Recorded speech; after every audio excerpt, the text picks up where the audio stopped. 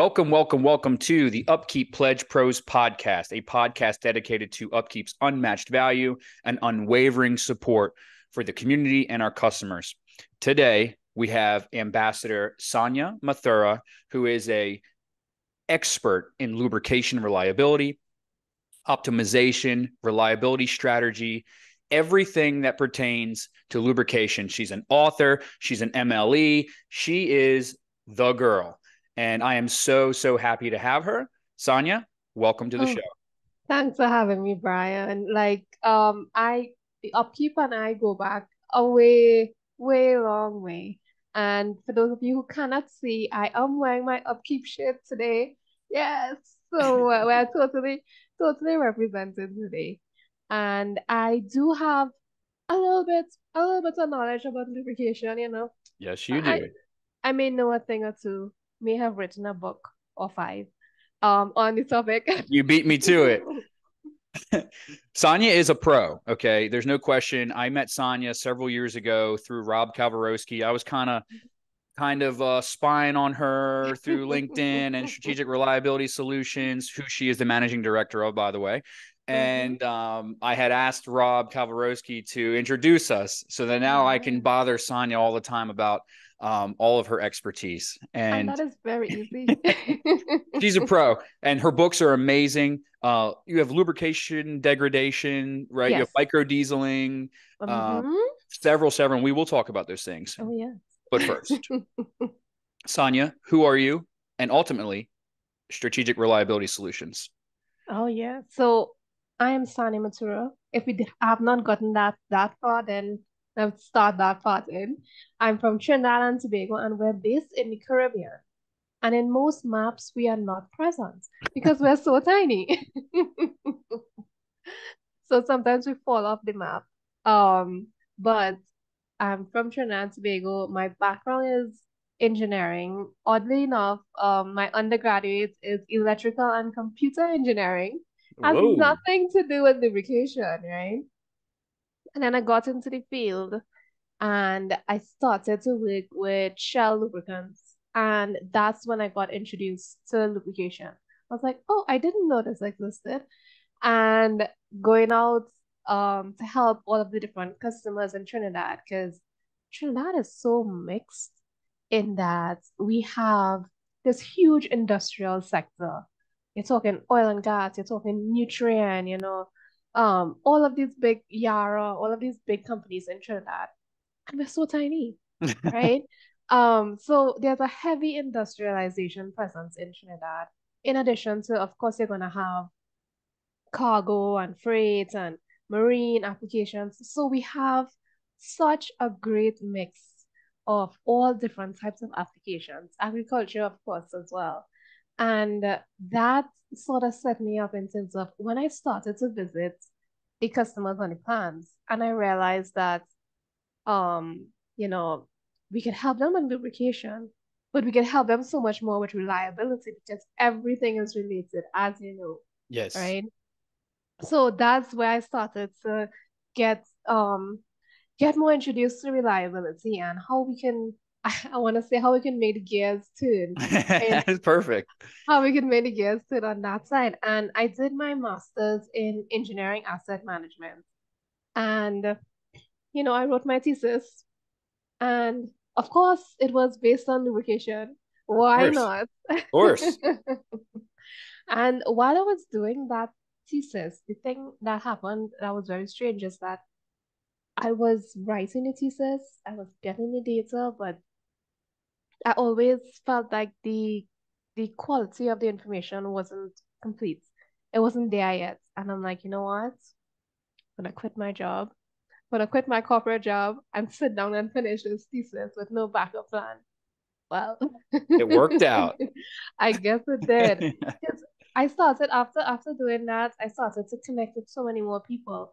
And I was like, wouldn't it be great if we had this hub or the central hub where a lot of people could connect and they could get the valued information? Because everything that I wanted to find out, somebody knew somebody who had some information on it.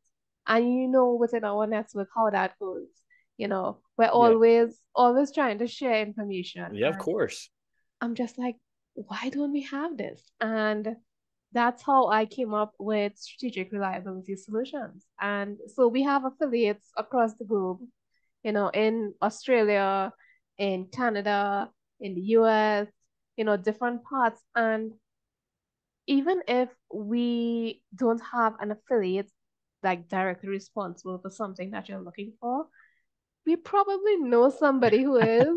Yeah, of course. And you'll always see that within our industry, like we try to help as many people as we can. Like, I'm not sure if I could do that for you, but I know somebody who can, so let me put you on to that person. So that's really the thing behind strategic reliability.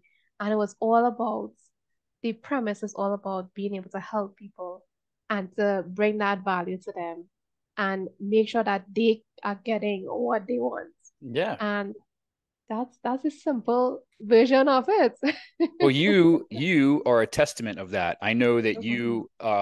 you know a ton of people. We know a lot of the Oh. same people, and those people are absolute rock stars. I'm sure there's a handful of them that are ambassador, going to be ambassadors with Yeah. Upkeep, and yeah. So your network is deep, Oh uh, yeah. and so the first thing I wanted to talk about, Mm-hmm. of course, I'm going lubrication, right? All right. So it's often said that the biggest bang for your buck is a appropriately scoped lubrication reliability plan. Have you heard Oh, that?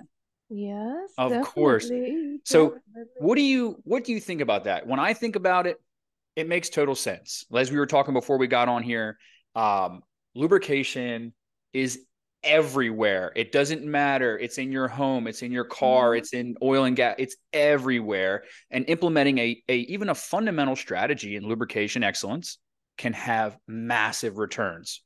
Oh yeah, What do you think? so much. So I'm just like that is something that I try to get everybody to understand. And I think the best way to understand is just by an example. So if you think about it, grease. Grease is something that gets thrown around so much. Oh my gosh, I feel so sorry for this. But Shout out to Rich Wurzbeck. yes, shout out to Rich. Um, so there a lot of times people use these excavators and they're digging into rivers. So there's this bucket that digs into it. Now, what a lot of people don't know is that if you use regular grease in those bucket pins, it's gonna wash out very fast because you're in the water, you're digging out stuff, so it's gonna come up very quickly. Your pins are gonna get worn, you're gonna have some downtime. The cost of one of those pins is probably the cost of, you know, part of my car, but it's very expensive. And it's such a simple fix in that if you know that you're using these this excavator in this particular environment, you use an aluminum based grease instead, because that's gonna help you in terms of the water washout or something that has moly in it. Just basic, Yes. basic things like that. And that helps keep the pins, keep them lubricated, keep them from being washed out, keep you from having that downtime to go and replace it because it's very expensive. And Oh, this is just a simple change of grease. And knowing that, and that could actually save you like $1 million Sanya as a did $1 million question. Sanya does know that I am a machinery and a heavy equipment Hmm. person, so she knew to use that Oh, reference for yes. me. But you're 100% right. When I think about, let's talk about grease for a second, right? When I Yeah. think about grease, grease is one of those things where they're not all created equal, No. they're not all compatible, and they're No. not all for the same function, right? I mean, Mm-mm. Greece's base thickener is specified for something. Its EP additives are specified for something. Its temperature ranges are specified for something. There's I think you know way more than me, but Greece can have like ceramic, Yes. moly, lithium, aluminum, calcium sapphonate, like Everybody. all these things, and they can have adverse effects on each other in a certain environment. And just one more point about the excavator. The big cost there is the fact that the bores will get worn out, right? And then those bores have to be machined, re-welded, and remachined to size again, and you replace the pin. So that on a certain size excavator, that's can be more than your car. Yeah, it can definitely be more than your car, and that's just a simple application. Very simple. Very simple application. If you apply that to turbines within the power generation sector, we need power for everything. Like if you have a hospital and you have, any sorts of emergency going on, you need power. You can't afford for the power to go out during that, anything going on there. That's right. So it goes back to just simple understanding, and it can go to as basic as storage and handling. Like I see so many things with storage and handling. I'm just like, no, what are you doing? What are the two biggest problems you see with storage? For grease, let's use grease. Oh, for grease. Oh boy. Let me hold my heart there for a minute. So a lot of people, they open the grease containers and they just leave it there. They're like, it's grease, it'll be fine.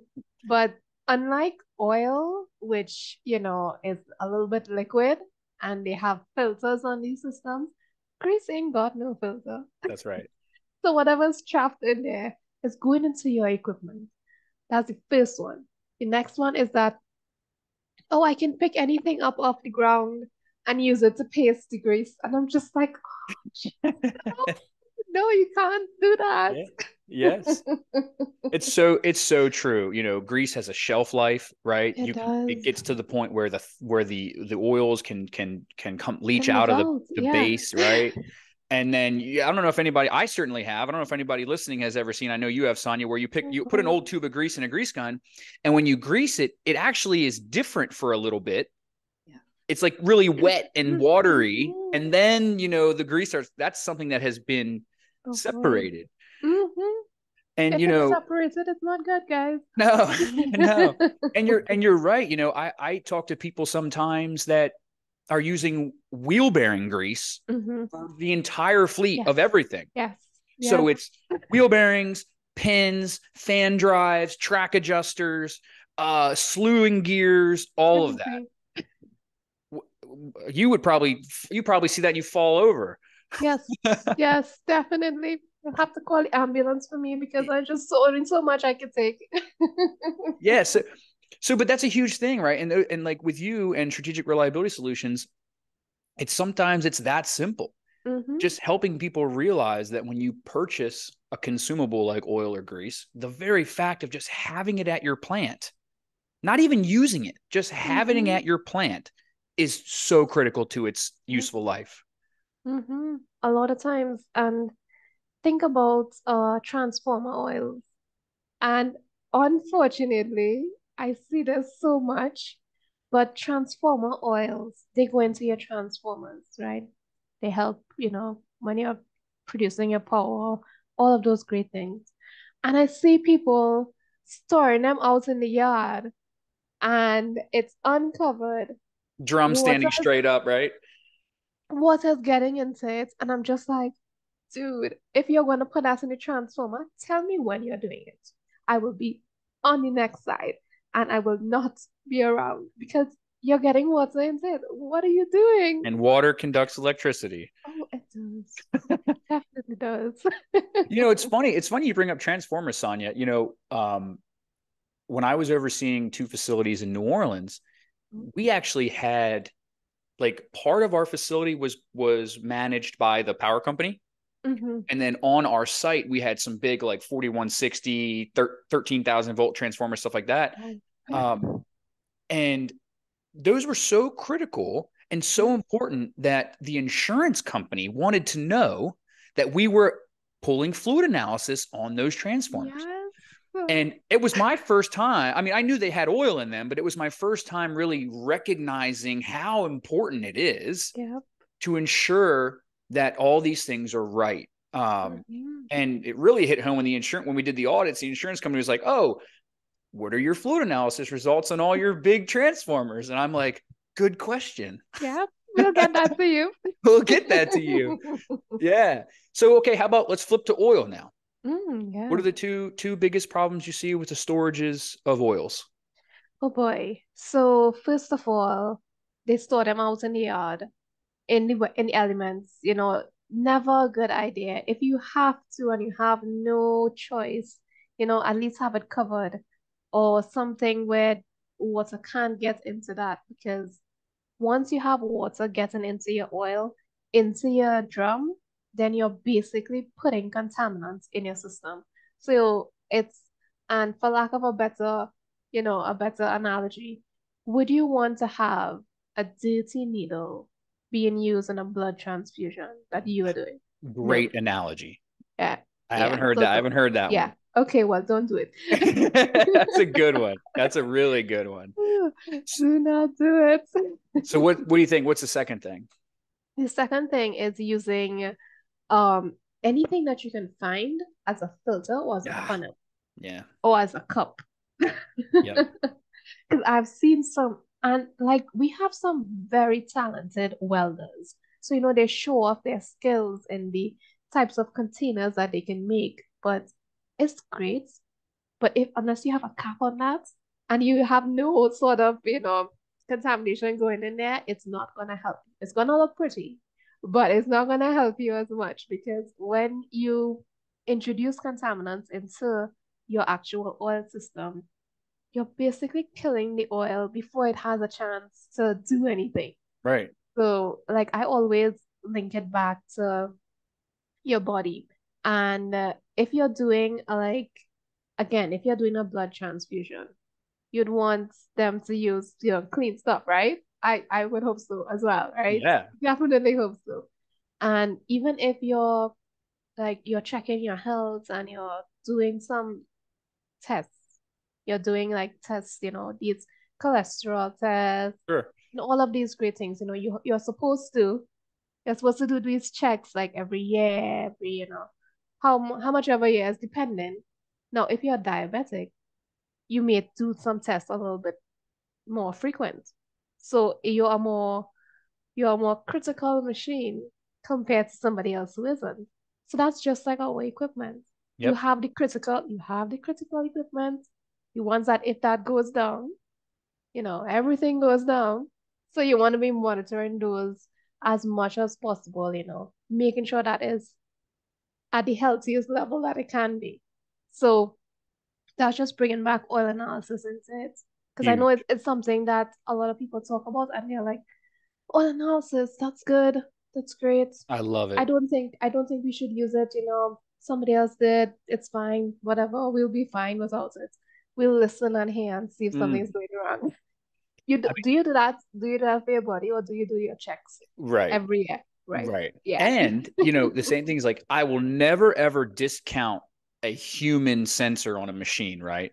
Oh But you yes. can't really look at oil and say it's good or bad. Now, Yeah. sometimes you can if it's that gone, right? Mm, Like I've yeah. pulled At drain that point, plugs, yeah, mm-hmm. on like a At final that point, drive, and you put a magnet next to the fluid, and the oh fluid is yes. moving Yes. with the magnet, right? That's a little different. So I have two questions for you. Mm-hmm. One, actually, it's there two. So one, um, is the oil that shows up to you in a drum clean? No, never. Never is. Don't trust anything. That sounds bad. But whenever initially, so I've been to a lot of these factories, a lot of these OEMs, and when they blend the oil, they blend it to a particular specification. That's fine and that's great. They do their quality checks, it comes out at a particular ISO spec, it's clean at that level, and then they fill it into the drum. Now, not all drums are super clean. So not all packaging is super clean. So the quality at which they had when they blended that lubricant will not be the same as it being in the drum or when it arrives to your site. Because Right. you don't know what conditions or what it had to endure before it got to you. Right. So always test. Test. Yeah. And the second question is, Mm-hmm. when a completely sealed drum is Mm-hmm. brought to your site and set outside, completely Yeah. sealed, Mm-hmm. does that drum breathe? It does. Everything does. Yeah. Everything And does. and that's why we have to cover it, right? Yes, If you're that letting water pool on top of the drum and it's gonna pull it in. it's going to pull it in, right? I mean, if you got to Mm-hmm. store them outside, fine. Just cover them up. Is it better to lay them Simple. on their side, Sanya, or standing up? So you ideally, if you're putting them standing, I'm gonna use my cell phone as an example.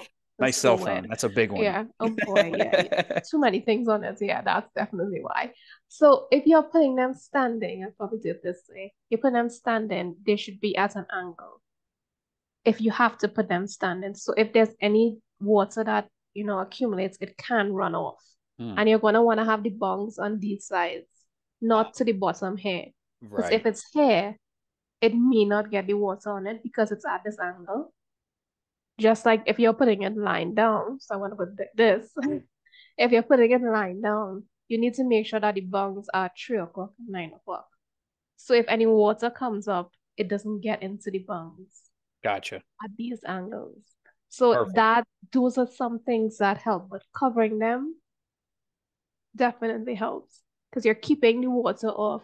And especially if you're in a corrosive environment, because sometimes in these like steel plants, you have a lot of iron floating Oh, around. Oh coal God. plants, all those places. Yeah. Yes. Oh my gosh, it's terrible for my hair. But yeah, going into a cement plant, yeah, it takes weeks to get that out.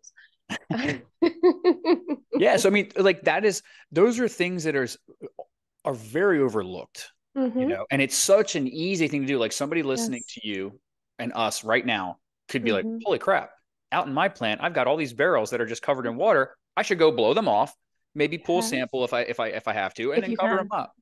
Yes. Action. Definitely. Super One easy. time. Now, let me ask you this.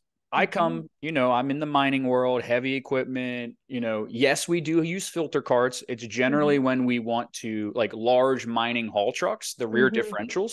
Yep. Generally, the fluid it's so much lubricant that we don't just drop the oil and put new oil in it. We actually Yes. kidney bean filter the oil, Good. right? So that Good. helps save costs of oil, and it also filters the oil every scheduled interval or so. But a lot of heavy and mining companies are not like getting their bulk oil tanks filled and then filtering it again.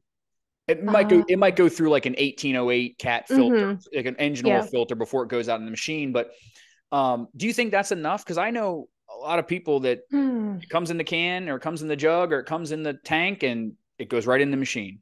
Yeah. But there's a level of, you know, we have to accept some of that, right? Mm-hmm. Because there's a lot of companies that just don't have the means Yeah.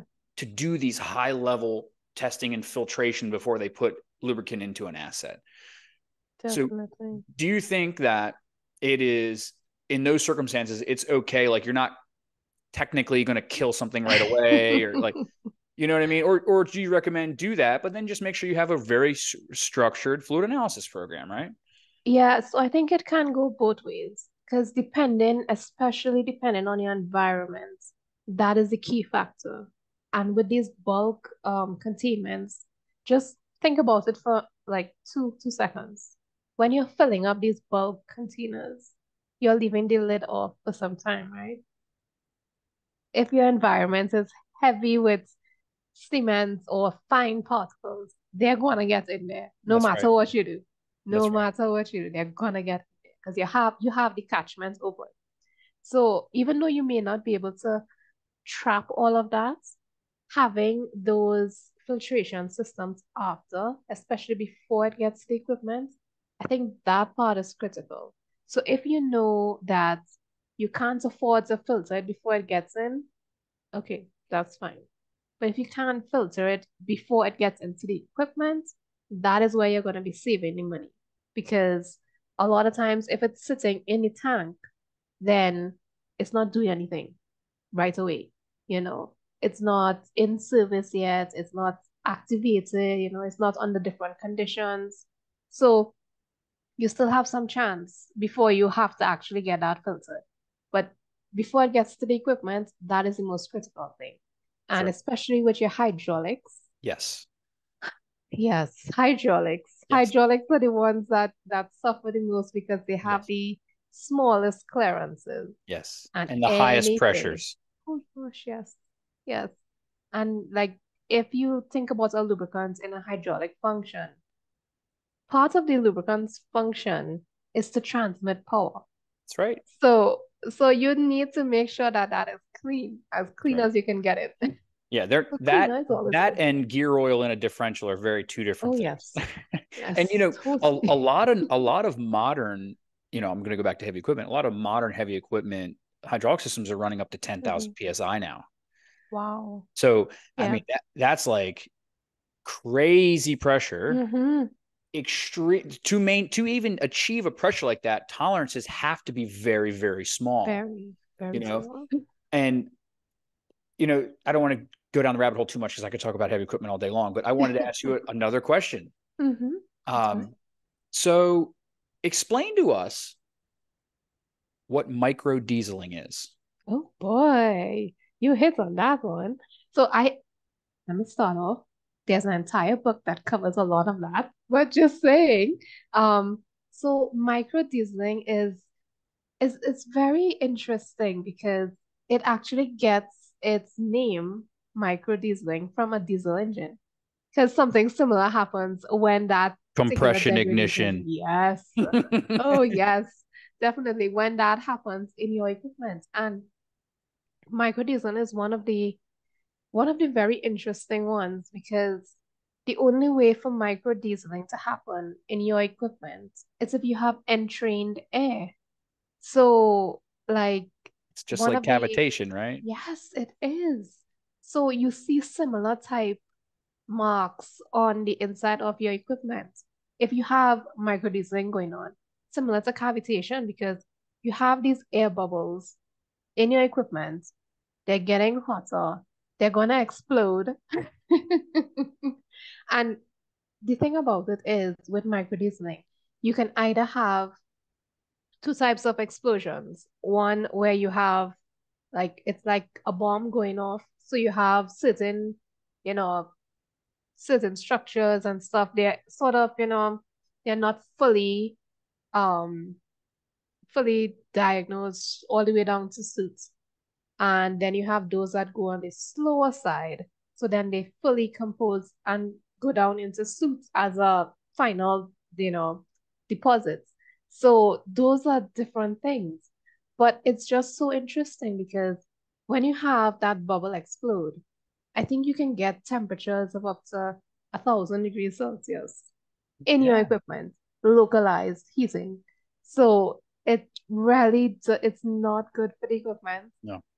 You see a lot of sludge, you see a lot of carbon, a lot of soot, a lot of tar. And once you have microdiscipline occurring, when you check back to the root cause, you need to find out where your source of air is coming from Right. because that is your main root cause. A lot of people are like, oh, well, what can we do to, stop that? I mean, yeah, there are some things you can do if it's happening in your sump. Like you can have like those baffle plates. There I go with Sure. myself one again. Put at a 60-degree angle so it kind of catches some of the bubbles. Or if you're exploring your entire sump and you realize that the levels are such that some air gets in there, you may want to sort of redesign that. So there are certain things that you can do, but you have to investigate it fully because That's my right. solution may not be your solution That's because right. every piece of equipment is different. Yep. And So, then, micro dieseling happening in different types of applications, right? So a mm-hmm, hydraulic circuit, a wet liner system inside of an mm-hmm, engine, and it makes me think, I always thought of it as cavitation, right? But yeah, it always brings me back to wet liner engines, that have mm-hmm, coolant surrounding a liner. mm-hmm, And, when a diesel, we talk about compression ignition, just like yes, micro dieseling, right? When a diesel engine ignites, the force inside the cylinder is sometimes 3 or 4 times more than a gasoline engine, right? yes, And that liner actually moves. It has what's called harmonic distortion. Mm-hmm. And that liner is surrounded by coolant. Yes. So people don't know, when you use the wrong coolant in some of these wet linered engines, when that liner is vibrating, it's actually pulling away from the coolant microscopically, creating an air pocket. Yeah. And then that air pocket explodes and chips the liner. So much so, and so often, that you can actually work a hole through the liner and go into the cylinder. So they make supplemented coolant additives for that. Mm-hmm. It coats the cylinder liner. So when the liner has harmonic distortion, there's a membrane that's acting on it. It's just so crazy. It's so cool. And it's so, I mean, what you do is not simple, but the thought of it is so simple. Yes. Right? I just think it's the coolest thing. Oh, one other question, because we're coming up on time, but I gotta get this in. Yeah. How bad is varnish? Oh boy, that's a big one. How much time do you have? You got like 2.5 minutes. Okay, let's see what we can do. So there's a book about that. Just saying. I'm prefacing. I'm prefacing. There's a book about that one. So and like Greg Livingstone and I did this book together, and it was so good to do that with him because he is the guru of varnish. Like he's been doing varnish since it came out. And what we like in varnish too is actually having cholesterol in your body. So makes sense. Too much cholesterol is gonna clog you up. You're gonna have some problems. That heart is not gonna make it as much. But in your equipment, something similar happens because varnish sort of coats the inside. And it's so interesting. Well, for me, it's interesting. The thing about varnish is that it can happen to any piece of equipment once you have the right conditions. So if you have too much heat and you have oxidation going on, you have some other things happening to degrade your oil a lot quickly. So that is what helps you to get varnish. But there are so many things out there now to help you prevent having varnish on your equipment because a lot of times, depending on your equipment or depending on types of oils that are in the equipment and in the environment, varnish can take on a lot of different colors, a lot of different textures. You can see so many different things with it because it's something that is, I want to say it's like a living, breathing thing because like algae. I know, right? Oh, but they have so much different smells with that. So let's not go down that road. But definitely having varnish in the equipment is not something that you want to do because it actually traps the heat. So it makes it a lot hotter. It's an insulator. Yes, it is. And it just makes everything work so much slower. Yeah. And, everything has to work harder. The oil has to work harder. The other pieces of equipment, because they're not getting the right flow, it triggers so many different sets of problems. And if some of that varnish breaks free and gets sent downstream into all those super intricate, super tight tolerance components we were talking about, then it's not going to make it. Then you go, my excavator won't boom up. It's booming up really slow and it's making a high pitched noise. And then you call somebody like me and we go over and we go, oh, well, your relief valve is stuck open. Yeah. And now you're superheating your hydraulic oil, which is going to contribute to more varnish, which is going to contribute to all these other things. Oh my God. Sanya, you're amazing. That was awesome. Lubrication reliability. One more thing. How can we get a hold of you? Oh, I'm on LinkedIn so much. You just find me on LinkedIn. Just look for my name. And if you want to check out any of the books, go into Amazon and type in my name as well. Because there's a page with all of the books on it as well. And you can order that from anywhere in the world. That's why I give the Amazon links. I love that. Sanya, it has been an absolute pleasure. I am a huge fan of you. I am a huge fan of Strategic Reliability Solutions. I am very, very interested in lubrication reliability. It is the coolest thing to me. I don't know what you know, and that's why I'm always bothering you. But this has been amazing. And Sanya is one of the Upkeep ambassadors, where we have pledged unmatched value and unwavering support for our customers and the community at large. And Sanya is a testament of that. And we will see you on the next one. And for anything more info, please visit www.upkeep.com. Sanya, thank you again. Mm-hmm. Always a pleasure talking to you. Have a good day. Bye.